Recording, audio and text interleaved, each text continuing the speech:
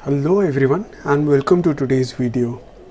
आज के इस वीडियो में हम लोग देखने वाले हैं टेक्निकल एनालिसिस क्या होता है और कैसे हम लोग किसी भी प्राइस को या किसी भी ट्रेंड को एनालाइज कर सकते हैं। तो आज से पहले आपने जितना भी टेक्निकल एनालिसिस के बारे में पढ़ा होगा या सुना होगा, उसमें आपको लोगों ने बहुत ही ज़्यादा इंडिकेटर्स और चार्ट्स और अलग अलग चीज़ों के बारे में बताया होगा, बट किसी ने ये नहीं बताया होगा कि इंडिकेटर्स जो होते हैं वो लैगिंग होते हैं। मतलब जब प्राइस आपका चेंज हो जाता है उसकी बेस पे आपका कैलकुलेशन होके इंडिकेटर्स डिफाइन होते हैं। तो इंडिकेटर्स अगर आप फॉलो करते हैं तो उसका मतलब ये है कि एक बार जो उसने प्राइस ने अपना मूव दे दिया है उसके बाद जाके आपको वो क्या मूव हुआ है वो चीज़ पता लगती है। इंडिकेटर्स आप कुछ कॉम्बिनेशन में ज़रूर यूज़ कर सकते हैं, but solely relying on indicator is not a good option. तो आज हम देखेंगे कि प्राइस एक्शन जो है, जो एक्चुअल प्राइस को किस तरह से स्टडी करेंगे और उसके वॉल्यूम्स को किस तरह से स्टडी करेंगे, जो कि आपको लीडिंग इंडिकेटर की तरह से बिहेव करती है, नॉट लैगिंग इंडिकेटर। तो चलिए शुरू करते हैं। पहले हम टेक्निकल एनालिसिस की डेफिनेशन से। तो टेक्निकल एनालिसिस में बेसिकली हम लोग इंस्टेड ऑफ फंडामेंटल्स वो देखने की जगह हम लोग उसके प्राइस जो है, जो चार्ट हमें बताता है, जो उसका प्राइस हमें बताता है, वो चीज़ हम फॉलो करने की कोशिश करते हैं। तो अगर प्राइस कहता है कि मेरे को आगे बढ़ना है तो हम आगे बढ़ने के हिसाब से नेक्स्ट ऑर्डर करते हैं। अगर प्राइस कहता है कि अभी नीचे गिरना है तो उसके हिसाब से करते हैं। तो प्राइस में भी आपका कुछ कॉम्बिनेशंस हो सकते हैं, कुछ इंटरकनेक्शंस हो सकते हैं। जैसे स्टॉक मार्केट का प्राइस है वो आपका क्रूड ऑयल का प्राइस या गोल्ड का प्राइस पे भी इम्पैक्ट होता है। तो सपोज़ अगर आपका क्रूड ऑयल का प्राइस बहुत ज़्यादा बढ़ गया है तो वहाँ पे आपका ओवरऑल प्रॉफिटेबिलिटी में और रेवेन्यू में कंपनीज़ के उसमें आपको नेगेटिव इम्पैक्ट दिखता है, जिसकी वजह से वो एक इन्वर्स रिलेशनशिप हो जाता है। तो अगर आपका क्रूड प्राइस आपका बहुत तेज़ बढ़ता जा रहा है, उससे आपका स्टॉक प्राइस गिरना शुरू हो जाता है। उसी के इन्वर्स में ऑपोजिट डायरेक्शन में अगर आपका क्रूड प्राइस गिरता है तो स्टॉक मार्केट बढ़ना शुरू हो जाता है। इसी तरह से आपके और बहुत सारे इंडिकेटर्स होते हैं। आपके बॉन्ड के रेट्स होते हैं, कंपैरिजन्स होते हैं, गोल्ड के रेट होते हैं और अलग अलग कमोडिटीज़ होती है जो कहीं ना कहीं आपकी इम्पैक्ट कर सकती है। द रीज़न क्यों इम्पैक्ट करती है इज़ बिकॉज आपका जो स्टॉक का वो है और लोगों के पास पैसा लिमिटेड है and they have to invest in one of these basket, जिसमें आपका वो है, मतलब हर कोई हर चीज़ में इन्वेस्ट करके साथ में नहीं चल सकता है। तो अगर वो एक चीज़ में इन्वेस्ट करेगा तो उसे दूसरी चीज़ से पैसा निकालना पड़ेगा, और अगर वो दूसरी चीज़ में पैसा डालना है तो जो पहली चीज़ थी उससे पैसा निकालना पड़ेगा। तो कैसे हम पहले से पता लगा ले, वो हमें प्राइस हेल्प करता है।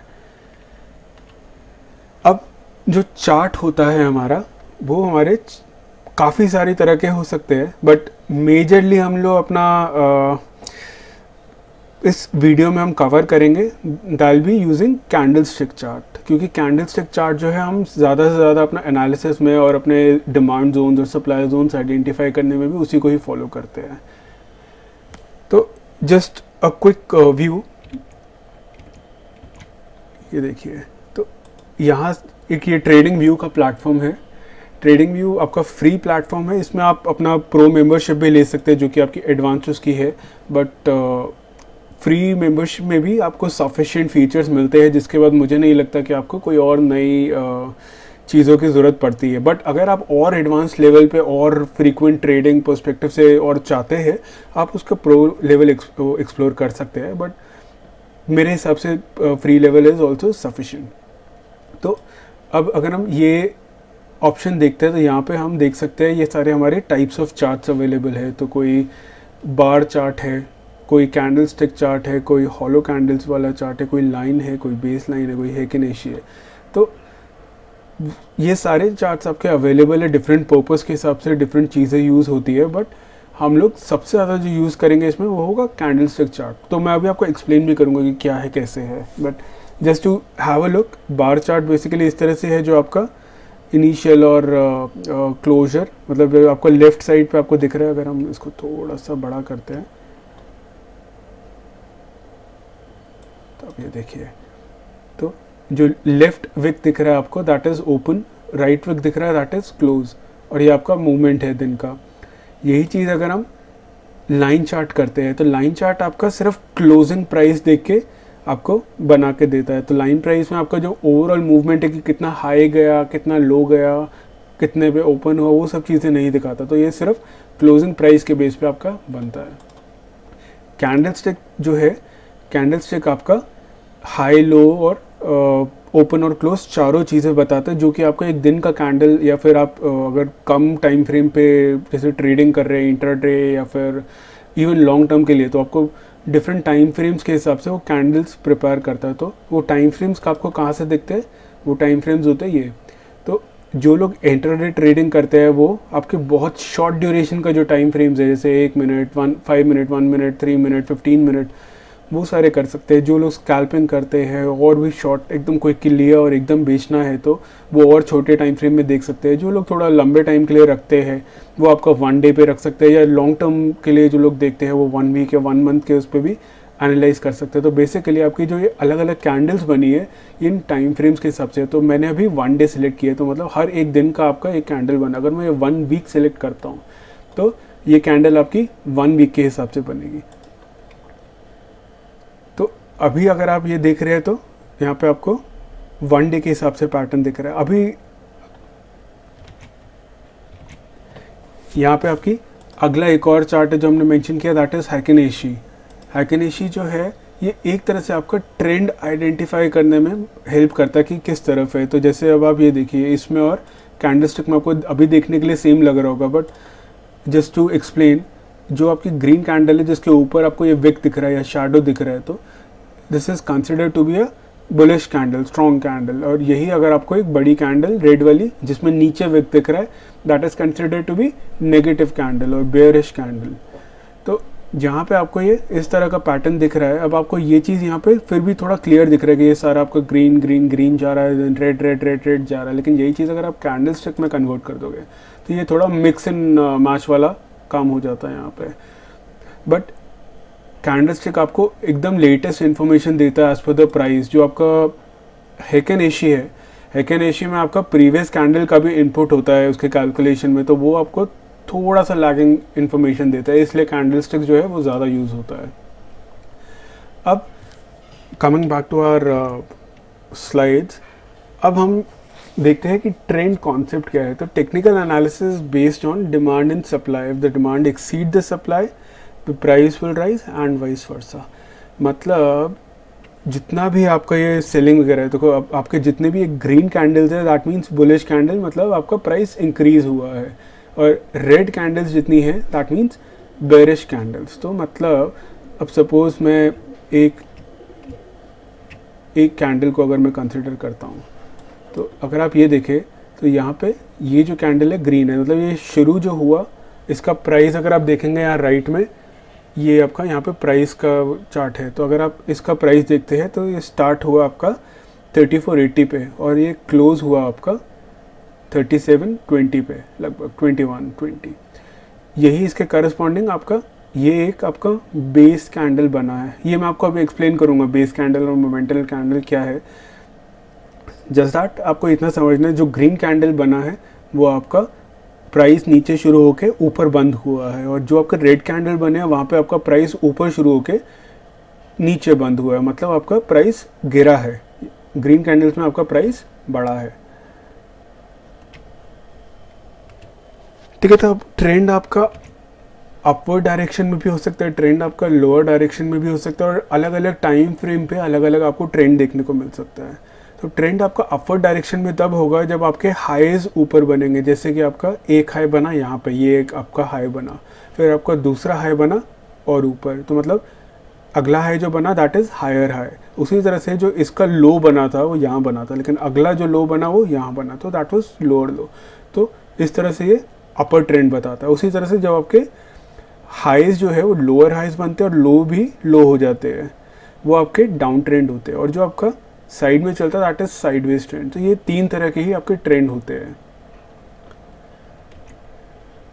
अब आपके अलग अलग टाइम फ्रेम पे हो सकते हैं ये ट्रेंड्स। अब जैसे मेरा ये डे का था, अगर मैं इसको आर्ली पैटर्न में चेंज करता हूँ, तो आर्ली पैटर्न में अगर आप देखें तो ये देखिए, ये आपको थोड़ा सा डाउन ट्रेंड में दिख रहा है कि ये पहले हाई था, फिर ये इसका हाई बना, फिर ये हाई बना, फिर ये हाई बना, और उसी तरह से जो लो थे ये लो, फिर ये लो, फिर ये लो, तो लो आपका और नीचे होता गया, हाई आपका नीचे होता गया, ये आपका डाउन ट्रेंड होता है। इसी के अगेंस्ट में अप ट्रेंड जो होता है दैट इज हाई बना उसके ऊपर, हाई बना उसके ऊपर और हाई बना। उसी तरह से लो जो है वो आपका जो लो बना था पहले हाई के टाइम पे, उसके बाद जो दूसरा लो बना वो पिछले लो से ऊपर होगा, और सिमिलरली तीसरा जो है वो उससे ऊपर होगा। और यही आपके अलग अलग टाइम फ्रेम पे अलग अलग तरीके से आपका चार्ट डिफाइन करता है। तो जो लोग बहुत शॉर्ट टर्म के लिए करते हैं वो suppose 1 minute, 2 minute, 5 minute candles identify करते हैं, और जो लोग लॉन्ग टर्म के लिए करते हैं वो 1 डे, 1 वीक, 1 मंथ उस तरह से भी आइडेंटिफाई करते हैं।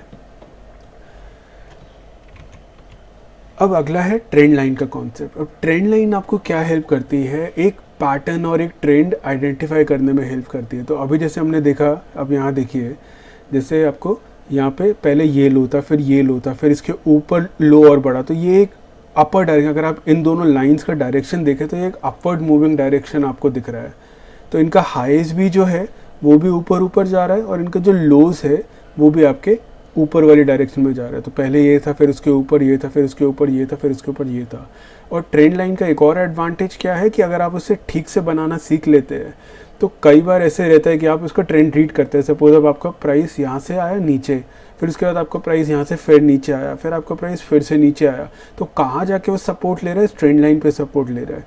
अब फिर से नीचे आया तो आपको ये पता रहता है कि इस ट्रेंड लाइन में उसने बार बार सपोर्ट लिया है, और आगे भी अगर वो लेता है तो यहाँ पे मैं बाइंग अपॉर्चुनिटी देख के कंसिडर कर सकता हूँ। सपोज मैंने एक शेयर लिया, यहाँ पे मैंने बाय किया, फिर ऊपर वाली ट्रेंड लाइन तक जब वो पहुँचा, मुझे पता है यहाँ से रिजेक्शन ले रहा था, यहाँ पे आई कुड सेल। फिर उसके बाद जब दोबारा जब नीचे आता है आई कुड बाय, और फिर नीचे ऊपर जाता है आई कुड सेल। जो लोग ऑप्शंस वगैरह में काम करते हैं वो लोग ऊपर से आके सेल करने के साथ साथ में शॉर्टिंग भी कर सकते हैं, तो वहाँ पे वो डबल प्रॉफिट कमाते हैं इस तरह से। और जैसे ही इन ट्रेंड लाइन से वो निकलता है ऊपर की तरफ और नीचे की तरफ, तो वहाँ पे वो ब्रेकआउट या ब्रेक डाउन दे देता है। तो जैसे इस शेयर में इसने ब्रेक डाउन दिया है, ये बिल्कुल एकदम लाइव चार्ट से मैंने ये डेटा उठाया है। तो अगर मैं आपको दिखाना चाहूँ तो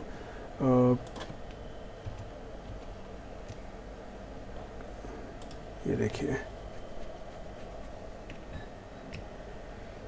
ये एकदम लाइव उसका चार्ट है जहाँ से हमने ये पैटर्न निकाला था। तो ये अपर डायरेक्शन में जा रहा है, जैसे ही उसने ब्रेक डाउन दिया तो there was a significant fall that time, right. तो ट्रेंड लाइन आपको ऊपर की डायरेक्शन है, नीचे की डायरेक्शन है, या साइड वेज की डायरेक्शन है, उसमें हेल्प करती है आइडेंटिफाई करने में। फिर आते हैं आपके सपोर्ट और रेजिस्टेंस। सपोर्ट और रेजिस्टेंस आपके क्या है, आपके डिमांड और सप्लाई को बताते हैं कि किस जगह पे आपके पेंडिंग ऑर्डर्स पड़े हैं, किस जगह पे आपकी डिमांड ज़्यादा है, किस जगह पे आपकी सप्लाई ज़्यादा है। ये हम बनाना सीखेंगे, ये बहुत क्रूशियल है, बहुत ध्यान से आप इस चीज़ को सुनिएगा। चाहे तो आप इस चीज़ को रिपीट करके रिवाइंड करके भी सुन सकते हैं, क्योंकि ये चीज़ आपके बहुत काम आने वाली है और सबसे ज़्यादा इंपॉर्टेंट है, क्योंकि जो आपके प्राइस के जो रिवर्सल्स होते हैं सबसे ज़्यादा वो डिमांड जोन और सप्लाई जोन पे ही होते हैं। तो चलिए हम फिर से चलते हैं चार्ट पे।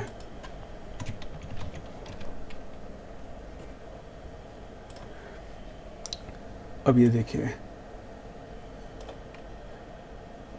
ये जो येलो से मैंने हाईलाइट कर रखा है ये आपका एक तरह से सप्लाई जोन है, और जो मैंने ब्लू से हाईलाइट कर रखा है वो एक डिमांड जोन है। तो डिमांड जोन अब आपका कैसे काम करता है, देखिए, ये आपने यहाँ से इसका डिमांड जोन किया, यहाँ पे ये शेयर आया, जैसे ही इसने इस लाइन को टच किया ये एकदम ऊपर मूव कर गया, फिर टच किया, फिर मूव कर गया। फिर अब यहाँ पे इतनी क्रूशल मार्केट है, करंट आपके पास चार्ट है, क्रूशल मार्केट है, वॉर चल रहा है, बट स्टिल इस डिमांड जोन को ये अभी तक रिस्पेक्ट कर रहा है।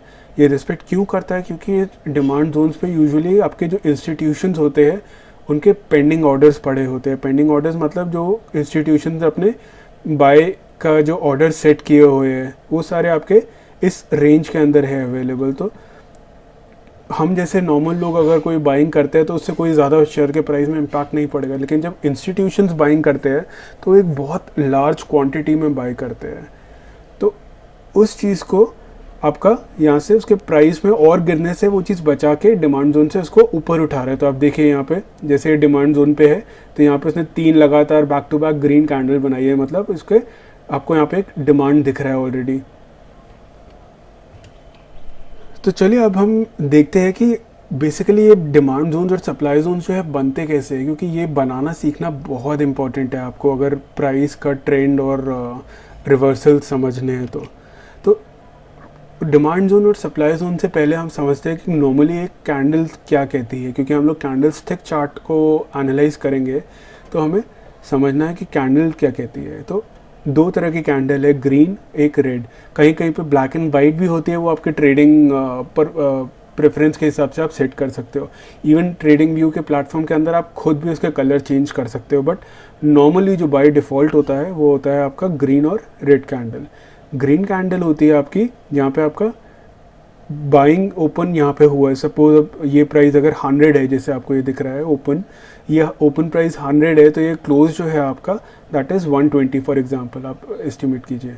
और यही उसकी जो लोअर शैडो है, इसका मतलब क्या है कि ये ओपन 100 पे हुआ लेकिन ये नीचे 90 तक गया, फिर ये ऊपर गया अपर शैडो यहाँ तक गया दैट इज़ 130 फॉर एग्जांपल, और फिर नीचे आके 120 पे क्लोज हुआ।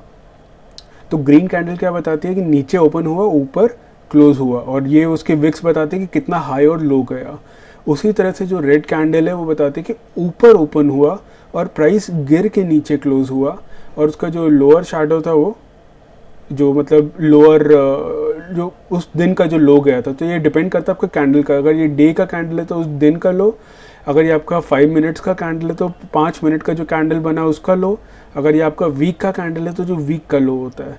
तो ये उसके हिसाब से आपका कैंडल कैलकुलेट होकर बना है, और हाई जो होगा वो यहाँ पे दिखेगा, बट अल्टीमेटली जो क्लोज हुआ है वो यहाँ नीचे जाके हुआ है यहाँ पे। तो ये आपका कैंडल फॉर्मेशन होता है कि ग्रीन कैंडल कैसे बना और रेड कैंडल कैसे बना। तो ग्रीन कैंडल मतलब आपका कैंडल ऊपर क्लोज हुआ नीचे ओपन हुआ था, और रेड कैंडल आपका ऑपोजिट हो जाता है, ऊपर ओपन हुआ और नीचे क्लोज हो गया। अब हम देखेंगे बहुत इंपॉर्टेंट कॉन्सेप्ट है ये। जितनी भी आपने कैंडल्स और चार्ट पैटर्न्स पढ़े, मारिबोजू और हैंगिंग मैन पैटर्न और हैमर पैटर्न और evening star pattern, morning star pattern, वो सारे पैटर्न आपको नाम उनके याद करने की ज़रूरत नहीं है। आपको सिर्फ 2 तरह की कैंडल्स याद करने की ज़रूरत है, क्योंकि उन सारे कैंडल्स का जो इफ़ेक्टिवनेस होता है, जो इतने मारिबूज हो गए या फिर जो भी बेस वो हो गए, उनका इफ़ेक्टिवनेस होता है वो सिर्फ डिमांड जोन और सप्लाई जोन पे सबसे ज़्यादा होता है। उसके अलावा वो बीच में कैसी भी कैंडल बना उसका इतना ज़्यादा इम्पैक्ट नहीं होता है। तो अल्टीमेटली आपको उसके नाम याद करके कन्फ्यूजन क्रिएट करना ज़्यादा ज़रूरी नहीं है। तो अगर हम उसे सिंपल टर्म्स में देखते हैं तो सिंपल टर्म्स में सिर्फ 2 तरह की कैंडल्स होती हैं। उनको 2 तरह की कैंडल्स को इन्होंने 50 तरह के नाम दे रखे हैं और कुछ नहीं। तो 2 तरह की जो कैंडल होती है, एक होती है मोमेंटम कैंडल, जो आपकी इस तरह से बड़ी कैंडल बनती है और जहाँ पे आपकी जो विक्स होती है या शैडो होती है वो छोटी होती है या फिर होती नहीं है। तो विक आपकी एक छोटी सी ऊपर हो सकती है या एक छोटी सी नीचे हो सकती है, या फिर दोनों तरफ छोटी छोटी हो सकती है, या फिर कोई विक ना हो, ऐसा भी हो सकता है। और उसी के अगेंस्ट में बेस कैंडल होती है, जहाँ पे आपकी विक जो होती है, मतलब जो शैडो होती है, वो आपकी बॉडी से काफ़ी बड़ी होती है। एटलीस्ट 2 टाइम्स से ऊपर होनी चाहिए आपकी जो विक, दोनों तरह का जो विक का एडिशन होता है वो आपका बॉडी से 2 टाइम्स से कम ज़्यादा होना चाहिए, तब वो कैंडल बेस कैंडल कहलाती है। मोमेंटम कैंडल्स क्या डिफाइन करती है कि क्लैरिटी है। अगर रेड मोमेंटम का कैंडल है दैट मीन्स कि सेलिंग जो है वो हाई प्रेशर सेलिंग है। अगर ग्रीन कैंडल मोमेंटम कैंडल है तो मतलब बाइंग जो है वो बहुत ज़्यादा बाइंग है। सिमिलरली ये वाला भी जैसे है रेड है तो बहुत हाई प्रेशर सेलिंग हो रही है। लेकिन अगर इस तरह से हाई विक और हाई शैडो वाला जो कैंडल्स बनती है, मतलब जो बेस कैंडल्स बनती है, वहाँ पे बोलते हैं इनडिसीजन है। मतलब कोई क्लैरिटी नहीं है कि वो स्टॉक ऊपर जाएगा कि स्टॉक नीचे आएगा। चाहे वो ग्रीन कलर का दिख रहा है बट वो अगले दिन ही रेड भी हो सकता है, कोई उसका भरोसा नहीं है। तो उसमें कोई क्लैरिटी नहीं है। तो चाहे वो एकदम ऊपर बने, चाहे वो बीच में बने, चाहे वो नीचे बने, चाहे वो ऐसा प्लस साइन की तरह बने जिसको डोजी भी कहते हैं लोग, बट हमें नाम से कुछ नहीं करना। हमारे लिए सिर्फ 2 तरह का कैंडल है, एक है मोमेंटम कैंडल, एक है बेस कैंडल। तो जहाँ मोमेंटम कैंडल है वहाँ मतलब सेलिंग या बाइंग बहुत स्ट्रॉन्ग है, और जहाँ बेस कैंडल है नीचे वाले वहाँ पे आपका सेलिंग जो है और बाइंग का बहुत कन्फ्यूजन है, कोई क्लैरिटी नहीं है कि किस तरफ जाएगा। राइट।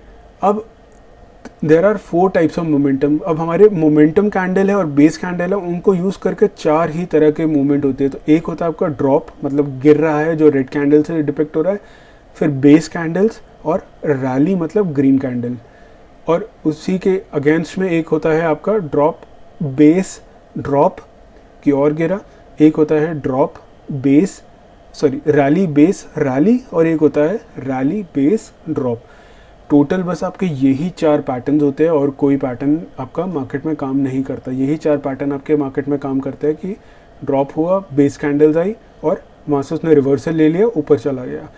नहीं तो ड्रॉप हुआ, बेस कैंडल्स आई, लेकिन सेलिंग प्रेशर बहुत ज़्यादा हाई था, वो उसने सेलिंग कंटिन्यू रखा। तीसरा वाज रैली बेस रैली, मतलब बाइंग प्रेशर था पहले, और बाइंग प्रेशर इतना ज़्यादा था, डिमांड ज़्यादा थी, तो आगे भी बेस कैंडल के बाद डिमांड कंटिन्यू रही। और रैली बेस ड्रॉप जिसमें डिमांड पहले ज़्यादा थी, फिर उसके बाद आपकी बेस कैंडल्स आई जहाँ पे आपका सेलिंग और बाइंग का, सेलर्स और बायर्स का फाइट हुआ बेसिकली, जहाँ पे इंडिसीजन हुआ और उसके बाद रिवर्सल हो गया और कैंडल्स नीचे चली गई। तो वो 4 जोन्स को यूज़ करके अब हमारे पास आता है अपना डिमांड जोन और सप्लाई जोन आइडेंटिफाई करना। ये सबसे ज़्यादा इंपॉर्टेंट है। और इससे पहले मोमेंटम कैंडल क्या है, बेस कैंडल क्या है, वो आइडेंटिफाई, वो चाहे आप रिपीट करके इस वीडियो को देख लीजिएगा, बट बहुत इंपॉर्टेंट है ये समझना। आपको सारी कैंडल्स के नाम समझने का ज़रूरत नहीं है, कौन सी मारिबोजो है, कौन सी हैंगिंग मैन है, कौन सी हैमर है, कौन सी इवनिंग स्टार है, वो सब ज़रूरी नहीं है। आपको बस उनका काम पता चलना चाहिए। वो आप सिर्फ बेस कैंडल और मोमेंटम कैंडल जब देखेंगे तो आपको अपने आप पता चलेगा। तो चलिए डिमांड जोन देखते हैं कैसे आइडेंटिफाई किया जाता है। डिमांड जोन आइडेंटिफाई करने के लिए आपका एक शेयर का प्राइस, जो करंट प्राइस होता है, मैं आपको यहाँ पे भी अभी एक यहाँ मैंने बना रखे हैं। लेट्स से अगर हम फेडरल बैंक का बनाते हैं, ठीक है, यहाँ पे मैंने ऑलरेडी डिमांड जोन नहीं बनाया हुआ, तो मैं यहाँ पे डिमांड जोन बनाता हूँ। सो डिमांड जोन पहले समझते हैं कि बनता कैसे है। अब आपका आपने जो प्राइस, करंट प्राइस है आपका जहाँ पे भी, ठीक है, वो देखते हैं हम। जैसे ये आपका करंट प्राइस है यहाँ पे। अब ये करंट प्राइस से आप डिमांड जोन बनाने के लिए लेफ़्ट में डाउनवर्ड्स डायरेक्शन में देखते हैं। मतलब अगर मैं चार्ट पे जाता हूँ, देखिए मेरा करंट प्राइस है फेडरल बैंक का 95.75 ये। अब मैं अगर डाउनवर्ड डायरेक्शन में जाता हूँ लेफ़्ट की तरफ, यहाँ से नीचे, तो ये मेरी टोटल लाइन, आपको डॉटेड लाइन दिख रही होगी मेरी, ठीक है। तो यहाँ से अगर मैं नीचे लेफ़्ट पे जाता हूँ, जहाँ से मुझे एक सिग्निफिकेंट रैली मिली है, ये एक सिग्निफिकेंट रैली मिली है, राइट, ये भी एक सिग्निफिकेंट रैली है। तो जहाँ पे मुझे एक सिग्निफिकेंट रैली मिली है और उससे पहले मैं बेस कैंडल देख सक रहा हूँ, तो वो जो बेस कैंडल है, बेस कैंडल एक आपका वहाँ से जोन बनाना क्रिएट करता है। तो फॉर एग्जांपल ये देखिए एक बहुत बड़ा कैंडल, अगर आपको ये दिख रहा है जहाँ पे मेरा कर्सर है, राइट। तो अगर मैं इसके हिसाब से एक जोन बनाता हूँ तो क्या होता है कि जो मेरा बेस कैंडल है, मैं अपने बेस कैंडल का जो बॉडी है, नॉट द अपर विक, जो बॉडी है, उस बॉडी पे मैं अपना जोन बनाना शुरू करता हूँ। और जो बेस कैंडल का लोअर वो है, जितनी भी बेस कैंडल है मेरे पास, 1 है, 2 है, 3 है, कितनी भी हो सकती है, तो जो उसका यहाँ पे विक ख़त्म हो रहा है, तो ऊपर वाला विक हम डिमांड जोन में नहीं कंसिडर करते हैं, नीचे वाला विक हम डिमांड जोन पे कंसिडर करते हैं। तो जो बेस कैंडल है उसका टॉप, बॉडी का टॉप, और लोअर एंड पे जो उसका विक जहाँ पे ख़त्म हो रहा है। तो अगर यहाँ पे अभी आपको एक दिख रहा है, अब सपोज मैं आपको कोई और चार्ट दिखाता हूँ,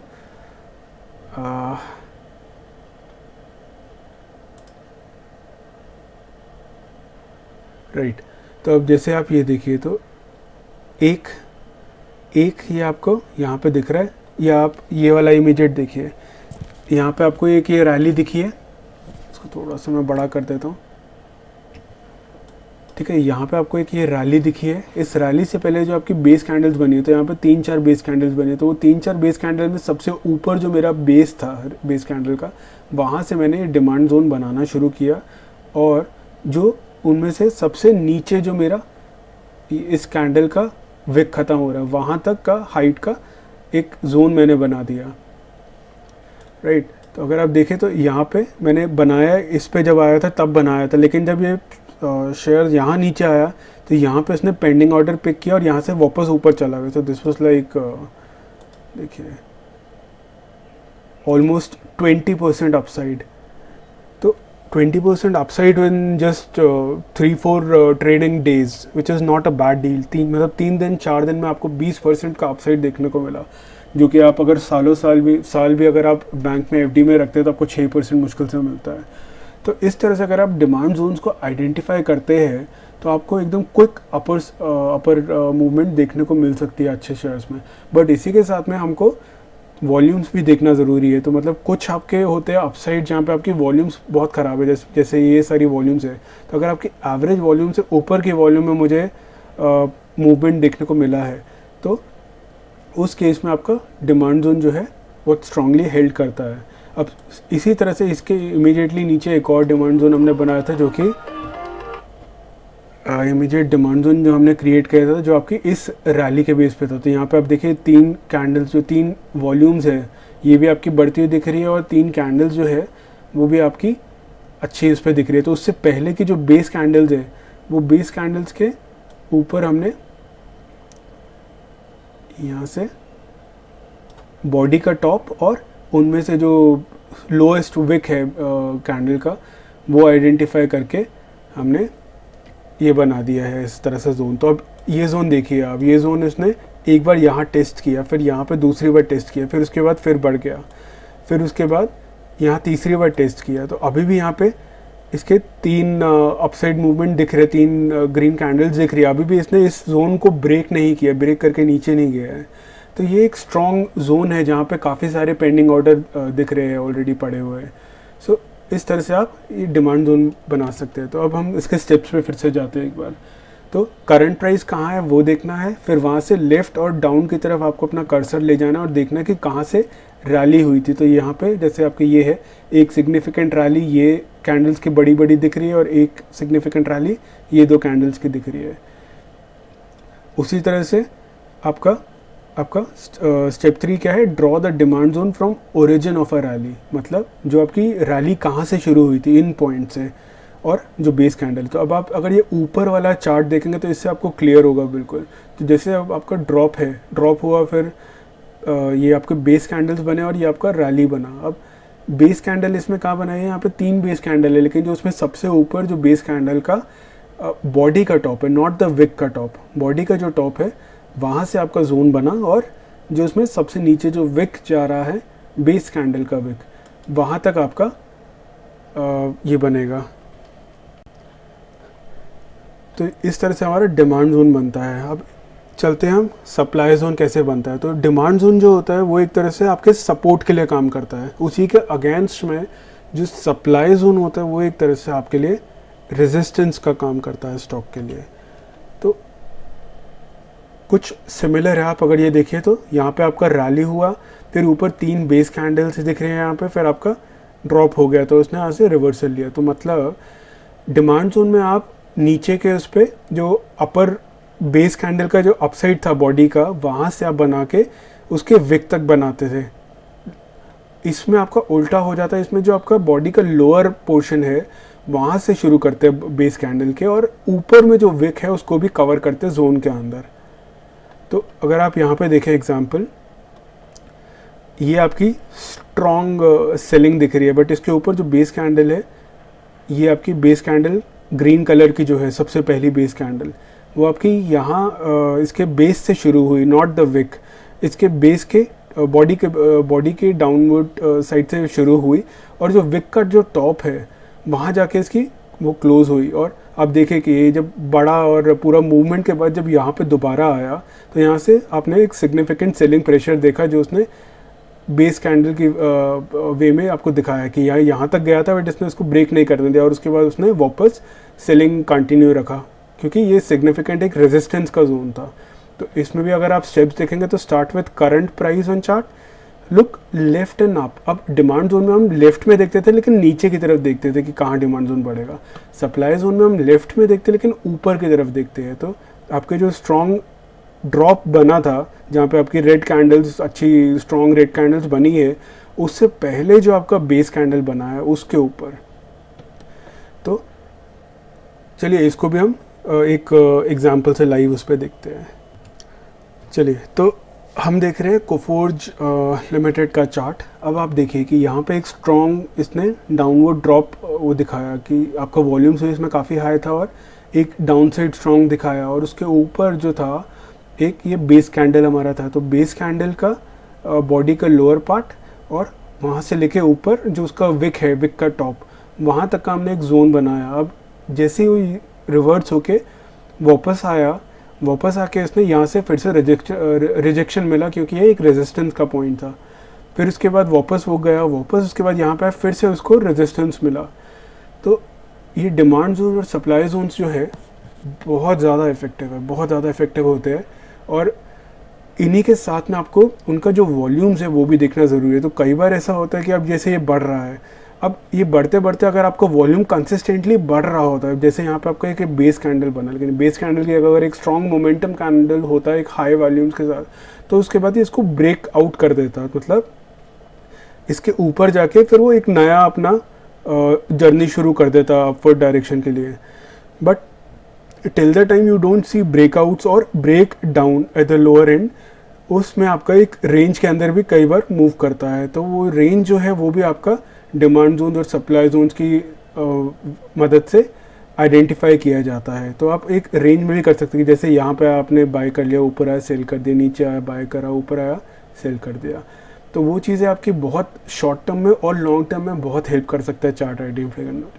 तो आपको हमेशा इन्वेस्ट करना चाहिए फंडामेंटली गुड स्टॉक्स में, लेकिन सिर्फ फंडामेंटल्स देखे नहीं, उनके साथ में उनके टेक्निकल्स देखना भी बहुत ज़रूरी है। और टेक्निकल में ट्रस्ट मी, मैंने यहाँ पे RSI वगैरह ये बनाया हुआ है, नीचे अगर आप देखें RSI वगैरह बना हुआ है। बट RSI वगैरह आपका जब प्राइस पूरा मूव हो जाता है, अब आप ये देखिए कि यहाँ पे मेरा ये downward candle, downward candle, downward candle, consistently downward candle है, और आप ये देखिए कि ये सारा डाउन किए जा रहा है और यहाँ तक डाउन कर रहा है। अब जब तक मेरा कैंडल ने ग्रीन नहीं करना शुरू किया, ये नीचे पे नीचे जाता गया। लेकिन ये आपको RSI आपको ये नहीं बताएगा कि कब वो मूव करेगा। RSI एक तरह से आपको बस एक स्ट्रेंथ बताता है कि किस तरफ में है और कितना मतलब मूवमेंट वो हो रहा है। तो स्ट्रेंथ इंडिकेटर है, but that is a lagging indicator, that is not a leading indicator. तो आपको अगर लीडिंग इंडिकेटर आइडेंटिफाई करना है तो वो आप सिर्फ प्राइस और वॉल्यूम की मदद से कर सकते हैं। तो जब वो अपने सप्लाई जोन के पास है तो आपको बाइंग नहीं करनी है, सिर्फ सेलिंग करनी है अगर आप करना चाहते हैं तो। और अगर वो अपने डिमांड जोन के पास में आता है तो वहाँ पे आपको बाइंग करनी होती है, सेलिंग नहीं करनी होती।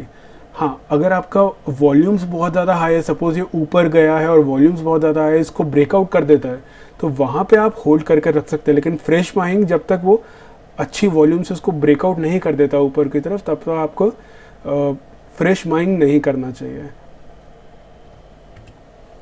और इसी के साथ में आपको एक ये जो मूविंग एवरेज का लाइन है, तो moving average is nothing but आपका अलग अलग जो प्राइस जो अक्रॉस डेज मूव हुआ है, तो इसका एक एवरेज होता है। सपोज 200 डेज मूविंग एवरेज है, तो 200 डेज मूविंग एवरेज क्या होता है कि जो पिछले 200 दिन का जो प्राइस है इस पर्टिकुलर शेयर का, उसका एक एवरेज बना के ये एक लाइन बनाई गई है कि पहले इस दिन पे इतना 200 दिन का एवरेज था, फिर इस दिन पे इतना 200 दिन का एवरेज था, इस दिन पे इतना 200 दिन का एवरेज था।